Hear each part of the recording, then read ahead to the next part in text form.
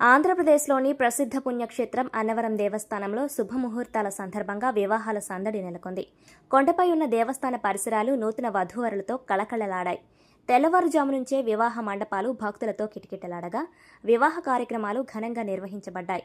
దేవస్థానం అధికారులు తెలిపిన వివరాల ప్రకారం ఒక్క రోజులోనే వందల సంఖ్యలో వివాహాలు నిర్వహించబడ్డాయన్నారు.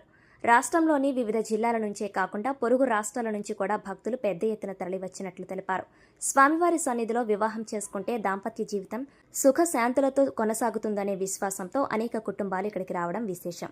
పెళ్లిళ్ల రద్దీ కారణంగా కొండపై ట్రాఫిక్ రద్దీ కూడా కనిపించింది. భక్తులకు ఇబ్బందులు కలగకుండా దేవస్థానం అధికారులు ప్రత్యేక ఏర్పాట్లు చేశారు. త్రాగునీరు, ప్రసాద వితరణ, పార్కింగ్, భద్రత తదితర అంశాలపై ప్రత్యేక దృష్టి సారించారు. పోలీసు సిబ్బంది కూడా భారీగా మోహరించి రద్దీని నియంత్రించారు. పెళ్లి సందడితో అన్నవరం కొండ ప్రాంతం పండుగ వాతావరణాన్ని తలపించింది. నాదస్వర ధ్వనులు, మంగళ వాయిద్యాలు, బంధుమిత్రుల సందడి మధ్య వధూవరులు కొత్త జీవితానికి శ్రీకారం చుట్టారు.